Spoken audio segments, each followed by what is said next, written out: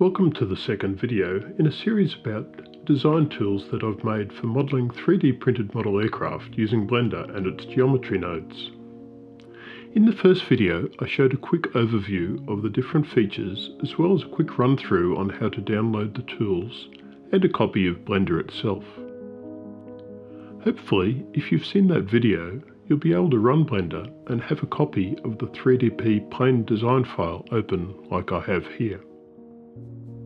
Also, I covered how to adjust the visibility of different sections of the aircraft using the Disabled in Viewports icon, which you can enable from the filter pull down if it's not already visible.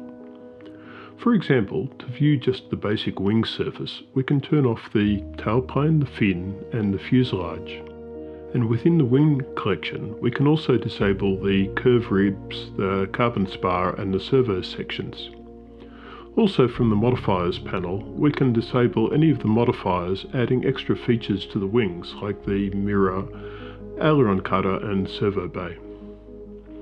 I've been working on these documentation videos for quite a while, but I keep making improvements to the geometry node tools. I'm afraid that means there'll be some inconsistency throughout the videos as we jump between older and newer versions of the design file, as well as some audio recording differences as I've recorded these videos in different locations with different equipment.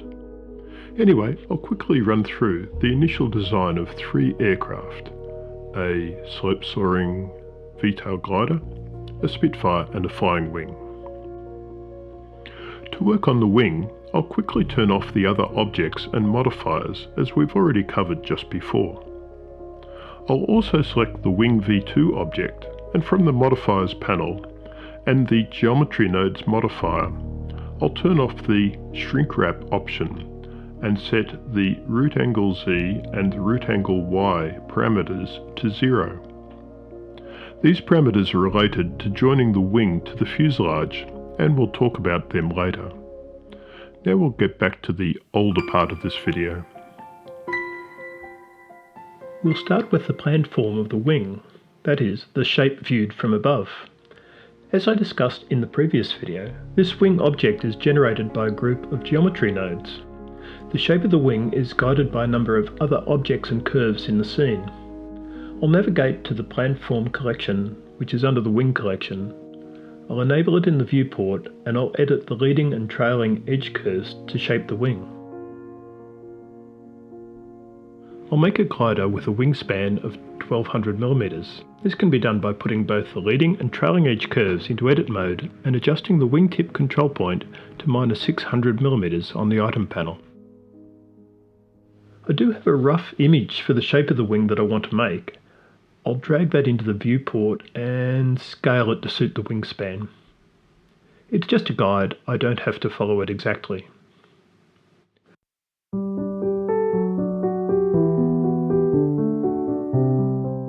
I'll use the standard Blender curve editing tools to edit both the leading edge and then the trailing edge to produce the correct shape of the wing.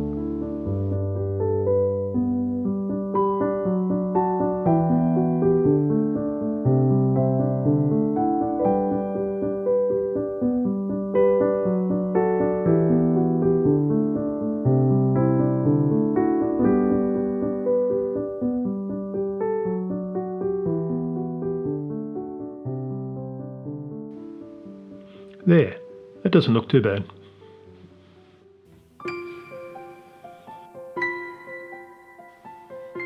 We can also adjust the dihedral with the leading edge curve. A slope soarer won't need too much dihedral, and I want to be able to fit a carbon spar straight through. So I'll make the dihedral flat near the centre of the wings with the tips just curving up a little bit.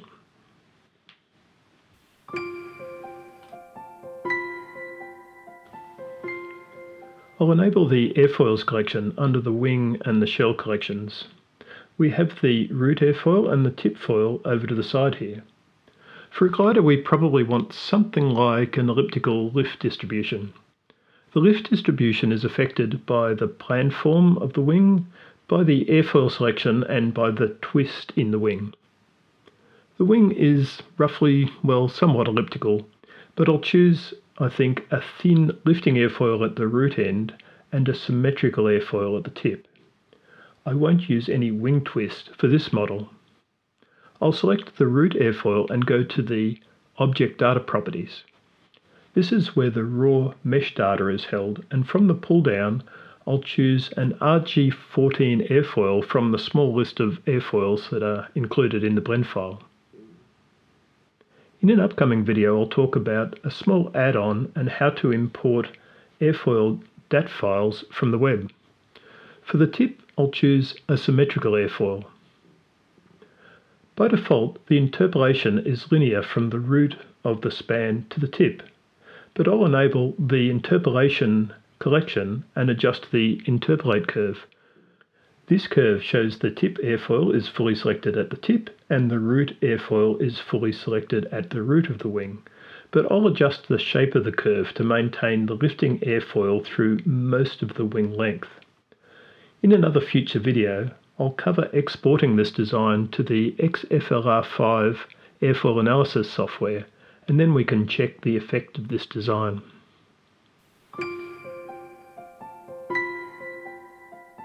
Although we won't be adding twist to this wing, it is an option that's available, and it has a curve very similar to the interpolate curve that lets us put a parametric twist into the wing along any axis we care to use.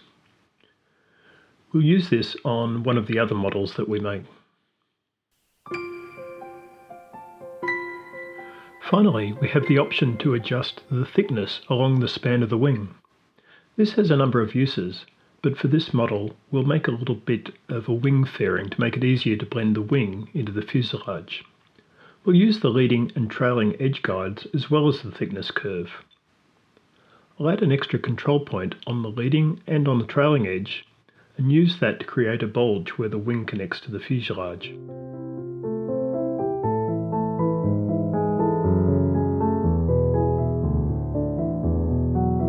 I'll do the same on the thickness curve.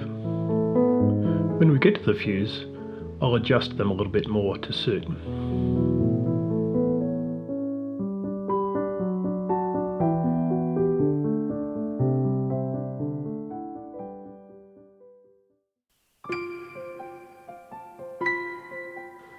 Well, that's the overall shape of the wing completed.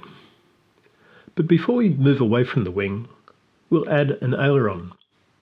I'll enable the aileron cutter collection. Blender has an object type called an armature. It's a skeleton made up of bones, and it's normally used for animating characters, say in movies. However, it's quite handy in this application. I'll select one of the bones, and I'll change the mode from object mode to pose mode. I could also use Control Tab to do this. The active bone is now shown in blue. When I move the bone, it also moves the part of the aileron cutter mesh that's been assigned to that bone.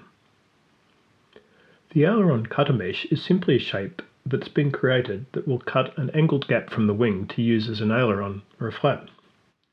In fact, there are 3 such shapes with different thicknesses that I've modelled: inner, middle and outer.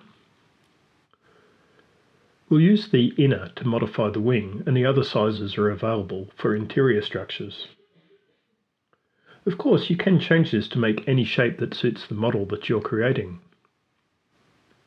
The wing object in the 3D plane design blend file has a number of modifiers already assigned to it, but not enabled. I'll enable the Boolean modifier that will cut the aileron from the wing using a difference Boolean. Then I'll move each bone into position to align it with the wing.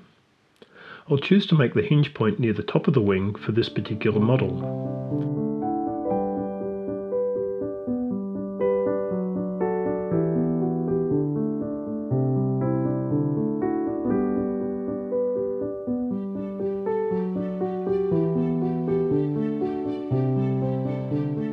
When I hide the aileron cutter again, we can see the effect that it's made. We can come back later and adjust the size and position of the aileron if we need to.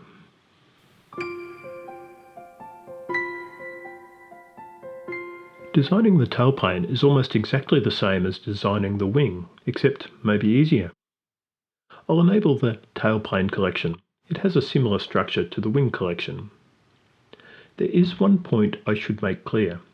All Blender objects have an origin, and all objects that are associated with the geometry node tools we're using should have their origin located at the global origin. In a lot of cases this doesn't matter, but sometimes it does, so for safety this is what we'll always try to do. The object origin is the small yellow dot, and this is the correct location for it when it comes to the tailplane. The origin of the tailplane leading and trailing edge curves is also located at the center point, and this is where they should stay. The easiest way to do this in Blender is to move the objects in edit mode and not in object mode. This is what I'll do to reposition the tailplane. I'll edit the leading and trailing edge curves for the tailplane to make the shape the way that I want. Although we're making a V-tail model, I'll do the design of the tailplane in the horizontal position and I'll rotate it afterwards. The airfoil is already selected to a symmetrical airfoil, and this is what I want to use. There's no need for airfoil interpolation or twisting for the tailplane. I'll add some tentative fairing shape for connection with the fuselage though. I'll use the elevator cutter in a similar way to the aileron cutter. The elevator cutter is just a little more complicated to allow a cutaway for the rudder, which is often required. But it's not required for the V-tail model, so I'll just adjust it accordingly to look like the aileron cutter.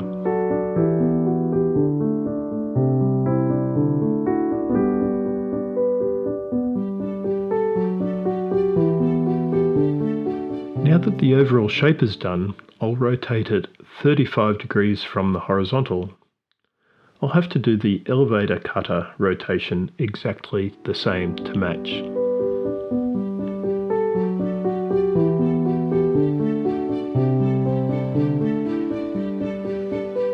I do have one very quick sidetrack to make. Like many other programs, Blender has a method of updating one field from the contents of another, and Blender calls these drivers. Here's a very simple example. I'll right mouse click on the X location of this simple cube and I'll select Copy as New Driver. Then I'll right mouse click on the Y location and select Paste Driver. Now when I change the X location, the Y location will follow along.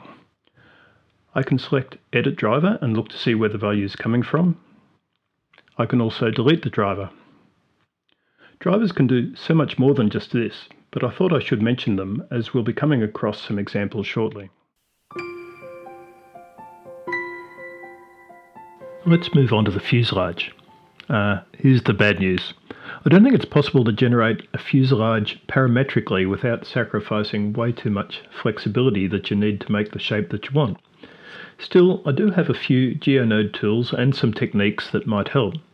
The main idea that I have is to generate a simple aerodynamic shape and use that sort of like a mold or a template, and the actual fuselage is then modelled on top and sort of shrink wrapped to the template where that's appropriate. The 3DP plane design file has two of these templates. The first is the Fuselage by Curves, which is suitable for a simple elliptical sections like this glider. The second is Fuselage by Sections, which is appropriate when you have a plan that shows sections through the length of the fuselage. We'll use that one for the Spitfire. I have a PNG file to use as a guide for this glider. I'll drag it into the viewport and we'll scale it to size.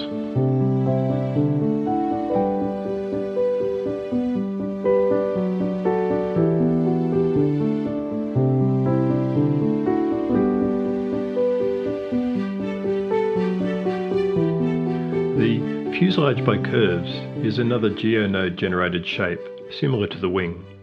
It's controlled with three different Bezier curves. I'll select the upper and lower profile curves, and then I'll try to match the guide profile. I'll add additional control points where I need to get the shape right.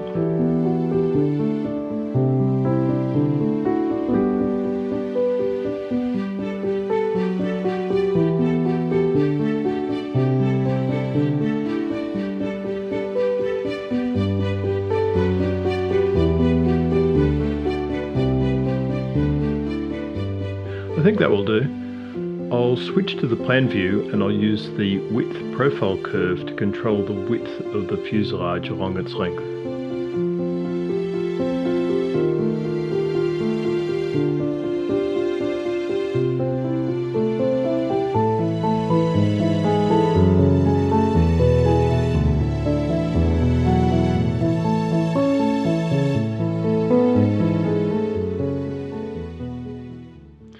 Well, there's a quick template for our fuselage. Now that we have the rough dimensions of the aircraft, it's probably a good time to pause and consider the centre of gravity. This is already a tediously long video, so I might just spend a quick minute on a few features in Blender that help with this task. I think it's helpful to make a copy of the wings and the fuselage into a separate collection. Then we can apply all the modifiers, including the geometry node modifiers, to get just a simple mesh. Blender has a built-in add-on called the 3D Print Toolbox, and we can use this to find the surface area of each element. If we modify the surface area by the skin thickness we're planning to use, and the density of the filament as well as a factor for the internal structure, we can estimate the weight of each element. We can also set the origin of each bit to the centre of gravity using the surface with this built-in Blender feature. We can have a test position of the servos and batteries and other electronics and use this to calculate the overall weight and the centre of gravity of the aircraft. Also, I recently tried adapting an add-on that I wrote some years ago to find the centre of gravity of an animated character. I've modified it a little bit for this aircraft purpose, and it dynamically finds the centre of gravity by positioning bones with weights at the different locations of the different elements. If I use the density of PLA, we can see the centre of gravity is quite a long way back. But if we use the density of lightweight PLA, you can see the centre of gravity is sitting pretty close to where we might want it. If anyone's interested, I could probably expand on this topic at a later time. Let's skip forward about 6 months since this video was first edited. I had recorded a fairly long-winded way of joining the wings to the fuselage and creating the cockpit. However, since then I've added a few tools to the toolbag, so we'll be using a later version of the 3DP plane design file. Firstly, I've added a second wing object, Wing V2. It's an extension of the wing object we've already used, and it has a few additional features. There is now a separate section for the root end of the wing. We can specify a fraction of the wing with a high resolution, and a rib count for this area. I've also improved the way the trailing edge of the wing follows the curve guide to be more accurate. Let's look at attaching the wing to the fuselage. I'll edit the leading and trailing edge of the wing to produce a nice fairing. There are two new parameters, the root angle Z and the root angle Y, and they allow us to make the root section of the wing adjusted to closely match the fuselage. I'll tweak them to get the smallest gap that I can between the wing and the fuse.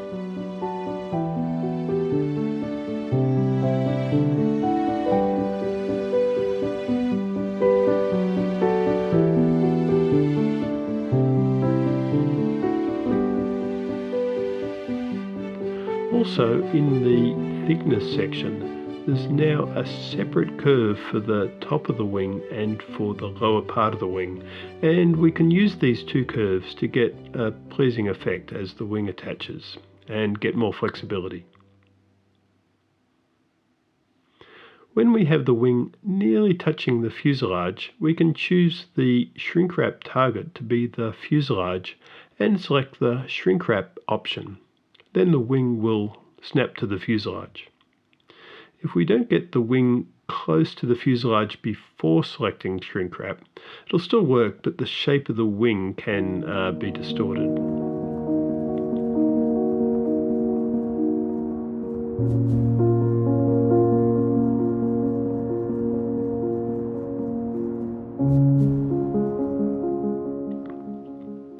As well as the new wing features, I've added a modifier to cut a canopy from the fuselage.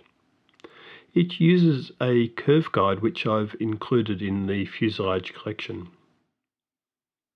If we look at the side view of the fuselage and line up the first part of the cockpit guide, we can select a slice in the fuselage where the cockpit will be created. I'll enable the Cockpit Cutter Geometry Node modifier and we'll look at the parameters. First, there's a reference to the cockpit curve guide. Then there is a parameter to specify the resolution of the cut that the cutter makes. The way the cockpit cutter works is to keep both the fuselage and the canopy as solid objects. There are both pros and cons to this approach, and I'll talk more about this in the video about internal structures and slicing. The Cockpit Cutter tool currently allows us to place a reset in the fuselage, and the idea is that after printing we'll use a knife to cut out the base of the reset area to access the servos and control equipment. The front fraction and the rear fraction parameters are used to specify the start and finish of that recess area. The rim width lets us decide how wide the rim is between the outside of the fuselage and the recess. And of course the recess depth is how deep the recess is. The canopy offset can be used to raise up the canopy so that we can see the details more clearly. It's just for convenience. Finally, we can use the two extra splines of the curve guide to specify a locating peg for the canopy. I'll adjust them to form a wedge-shaped shape coming from the front of the canopy.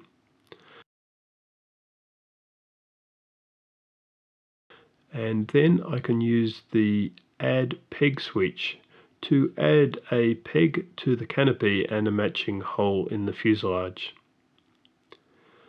The peg margin parameter allows for the hole to be a little bigger than the peg to get a good fit.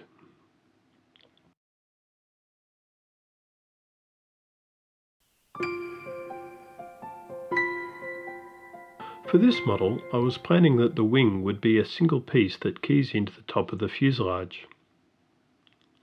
We can use the same Cockpit Cutter tool to help with the separation of that centre part of the wing from the fuselage. I'll make a copy of the cockpit guide and I'll adjust the curve to fit nicely around the lower side where the wing attaches to the fuselage.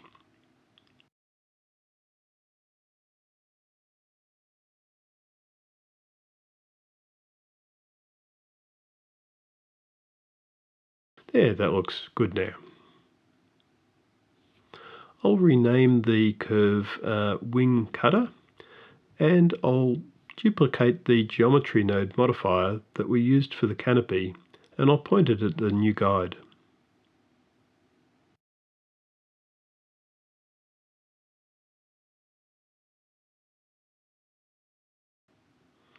Let's raise up the wing centre section and the wing itself so that we can see this more clearly. And I'll adjust the start and finish of the recess area. I won't add a peg for this cut, as perhaps it would be stronger to use a couple of pieces of carbon tube to locate the wing in place. Obviously, it's your choice.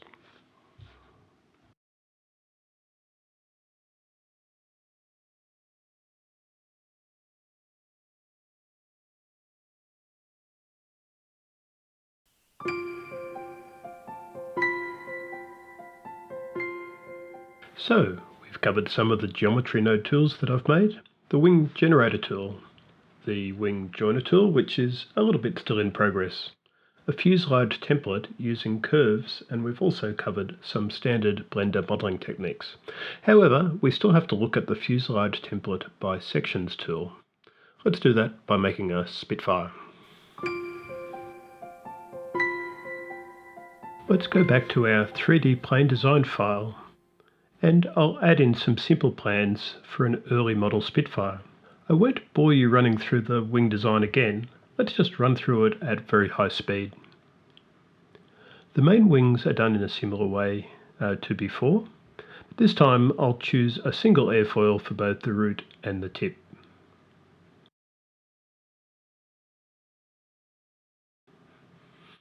The tailplane is done in a similar way to the main wings. The elevator cutter tool has an option to make the gap required to fit in the rudder. This plane has a fin.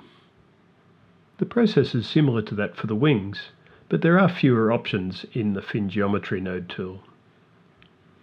We'll integrate the fin with the fuselage later.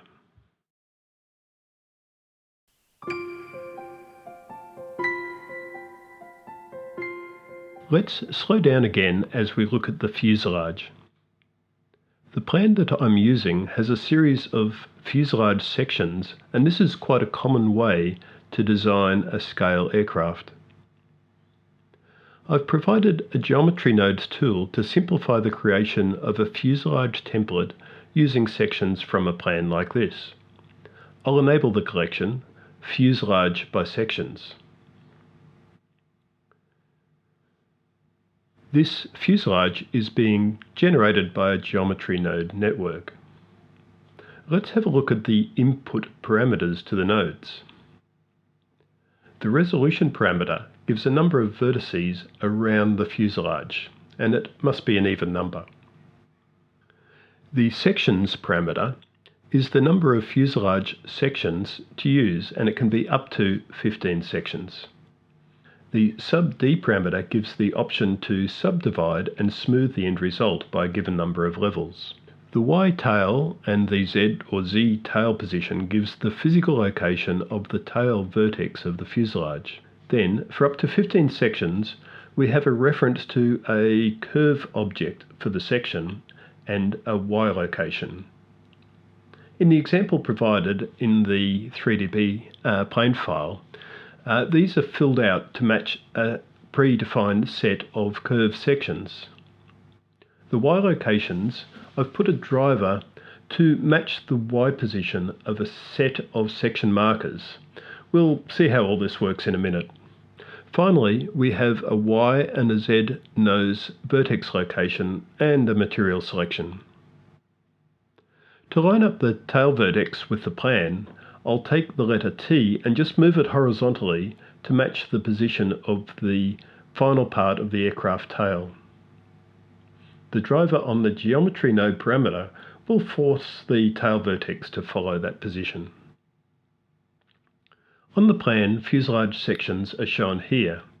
You can see that some are the left-hand side and some are the right-hand side of the fuselage, whereas all the curve objects that we've provided are left-handed. I'll just add another side plan view that's mirror reversed, and I'll use that for every second section. Alternatively, I could just rotate the individual sections around the Z-axis in object mode, and that would work fine as well.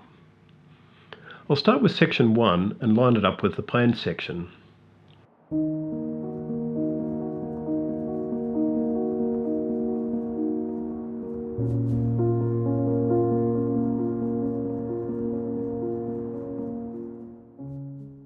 I'll change the vertice handles to vector because of the sharp corners.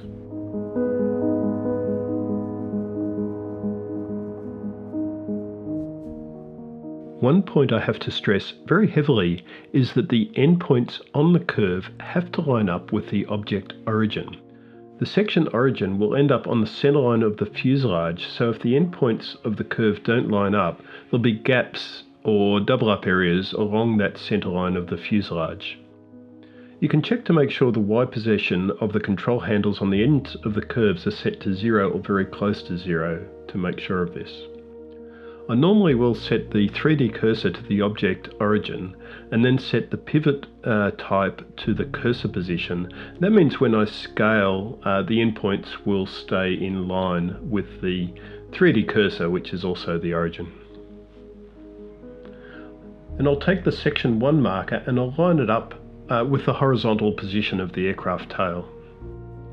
I want nice sharp corners on this section, so I'll do the same for the section 2 marker and make it very close to the section 1 marker, and I'll repeat the reference to the section 1 curve object so that we get two pretty much identical loop cuts very close together to give us that sharp edge.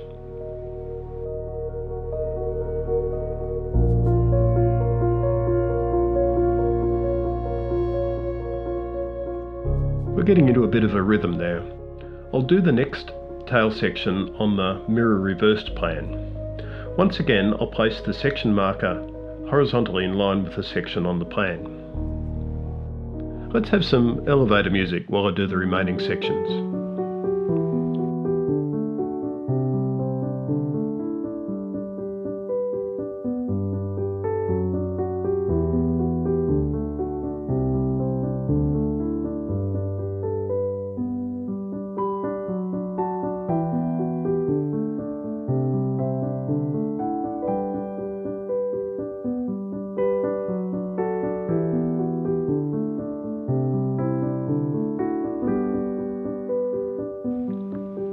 I won't attempt to include the wing fairing part in the fuselage sections, as this will occur naturally when I join the wings onto the fuselage.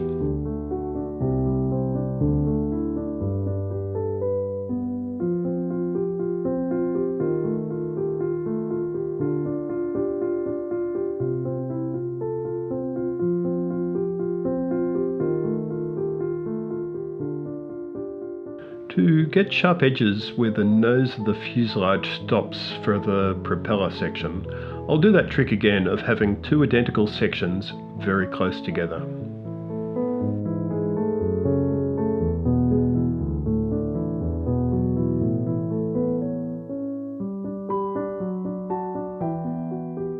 Okay, I think we're done. Keep in mind this is just intended to be used as a template for the actual fuselage. Details like the cockpit, etc.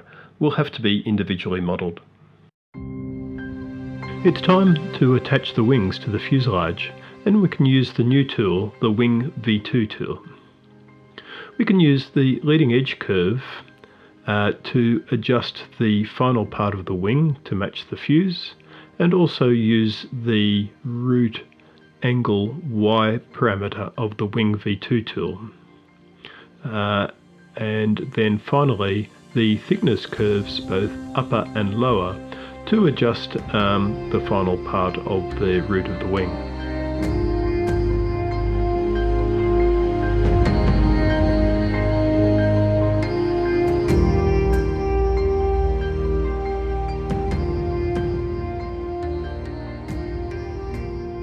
We can use the twist curve to modify just the base of the wing to match the fuselage and tilt up the trailing edge. And we can also use the trailing edge curve to put the trailing edge fairing shape in place. Finally, we put the trailing edge close to the fuselage using the root angle Z parameter, and then we'll select the attach wings to the fuselage to do the last little snapping function.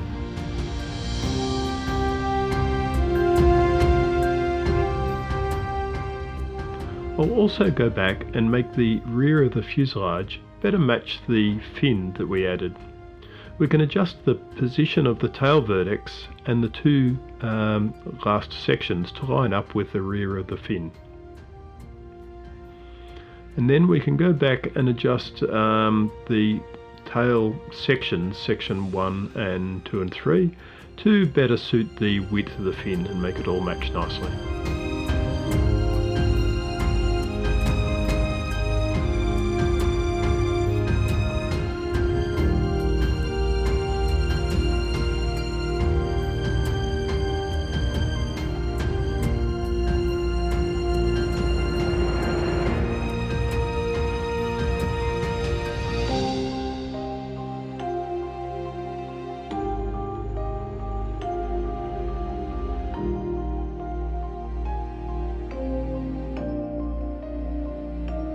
I'll add the cockpit as a separate mesh, as it doesn't need to flow into the lines of the fuselage like the wings and the tail surfaces.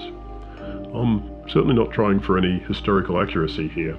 I'm just trying to give you a feel of how I'd go about it. Near enough is good enough for this tutorial.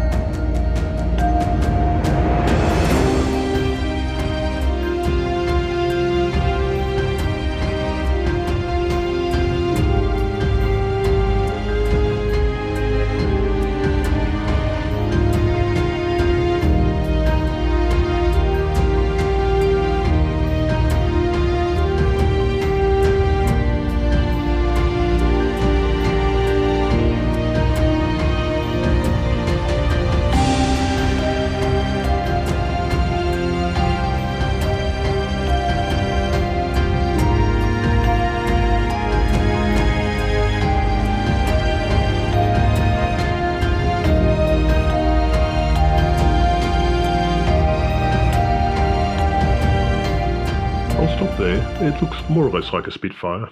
I think you get the idea.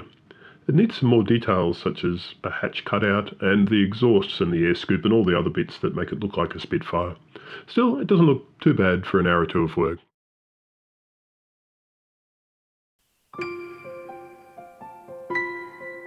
So is anybody still watching?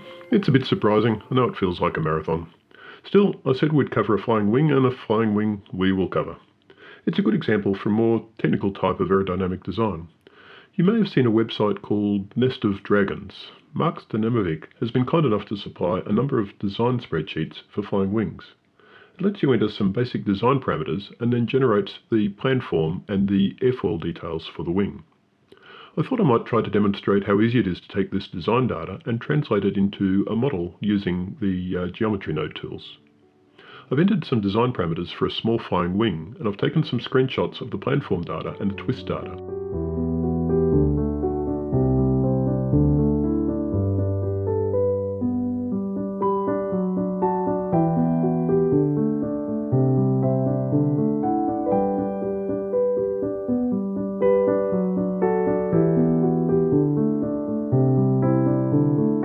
Let's go back to the original 3DP plane file. We don't need the fuselage, tail, or the fin, of course. I'll drag the image of the planform into the file. Then I have to orientate it correctly and adjust the scaling to match the scale in the project. Then, using the familiar leading and trailing edge curves, we'll adjust the wing to match the diagram.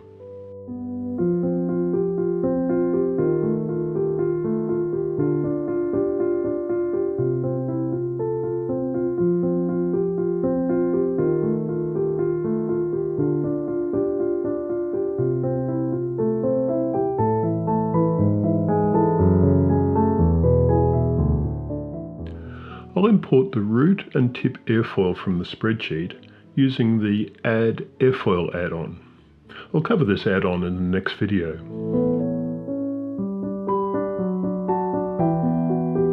I'll go to the root and tip airfoils in the wing section and change their mesh data to match the imported airfoils. Checking the design spreadsheet, I see the airfoil is interpolated in a linear way on the span of the wing, and this is also the default in the Blender file, so I don't have to make a change at this point. I'll drag the image showing the twist data into the blend file and make the twist line visible. Increasing values in the twist line will increase the amount of downturn.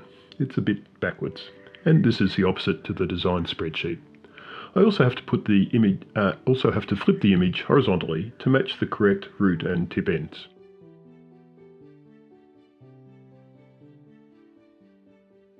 In the twist line, in edit mode, 1 millimeter is equivalent to 1 degree of twist.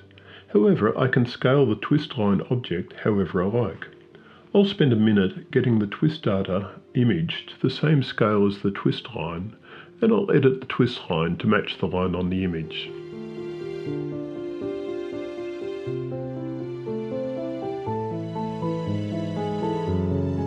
As a first pass, I'll adjust the twist centerline to match the leading edge of the wing. This will mean that each airfoil along the span will twist with a center matching the front of the airfoil, which is how it's shown in the design spreadsheet. I made a copy of the wing and removed the longitudinal edges so that we can get a quick view of the lofting of the wing airfoils from the side. So what happens if we try to cut an aileron into the wing at the location shown on the plan? Wings with a twist in it, they're difficult to find a straight section for the aileron hinging. So what I'll do is go back to the twist centerline and line it up with the aileron hinge line instead. And this will change the center point of the twist to better suit the ailerons.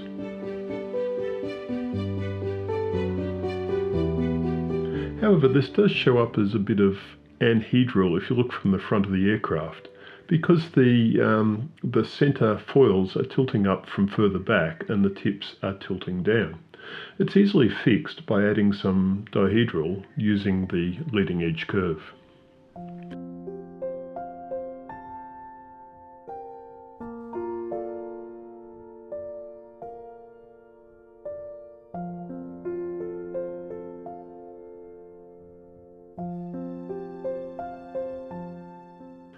Finally, I'll use the thickness curve to give some shape for the fuselage. I can also use the leading edge curve to make adjustments. There is also an option to use a lattice modifier if you want more control for this area.